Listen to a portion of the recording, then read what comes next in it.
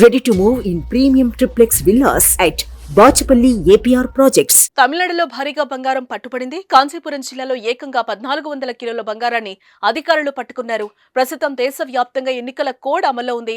ఎన్నికల ధన ప్రవాహాన్ని అడ్డుకునేందుకు కేంద్ర ఎన్నికల సంఘం అన్ని రకాల చర్యలు తీసుకుంటోంది. ఎన్నికల కోడ్ అమల్లో ఉన్న ప్రాంతాల్లో కట్టుదిట్టమైన భద్రత ఏర్పాటు చేయడమే కాక ఎక్కడికక్కడ పెద్ద ఎత్తున తనిఖీలు నిర్వహిస్తున్నారు.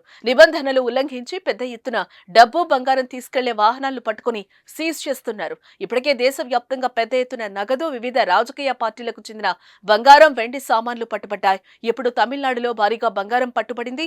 రికార్డు స్థాయిలో 900 కోట్ల రూపాయల విలువైన బంగారాన్ని అధికారులు సీజ్ చేశారు.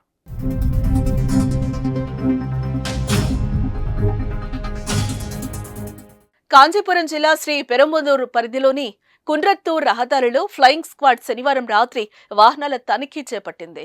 అటుగా వచ్చిన ప్రైవేట్ సెక్యూరిటీ సంస్థకు చెందిన మినీ లారీ, మినీ కంటైనర్ లారీలను సోదా చేశారు. ఓ లారీలో 1025 కిలోలు, మరో వాహనంలో 400 కిలోల బంగారం ఉన్నట్లుగా గుర్తించారు. అయితే దీనిలో 400 కిలోల బంగారానికి సంబంధించి అన్ని ఆధారాలు ఉండగా మిగిలిన బంగారానికి ఆధారాలు లేకపోవడంతో దాన్ని సీజ్ చేశారు. ఆ బంగారం చెన్నై విమానాశ్రయం నుంచి శ్రీ పెరంబదూర్ సమీప మన్నూరులోని ఓ గోదాంకు తరలిస్తున్నట్టుగా అధికారులు దర్యాప్తులో తేలింది. ఈ ఘటనపై కేసు నమోదు చేసుకుని దర్యాప్తు ప్రారంభించిన పోలీసులు బంగారం విషయం చెన్నై విమానాశ్రయ అధికారులకు సమాచారం అందించారు.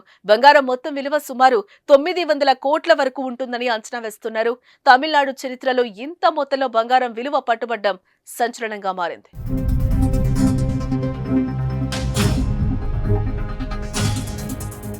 సుమన్ టీవీలో మీ పర్సనల్ అండ్ బిజినెస్ ప్రమోషన్స్ కోసం కింది నెంబర్కి కాంటాక్ట్ చేయండి.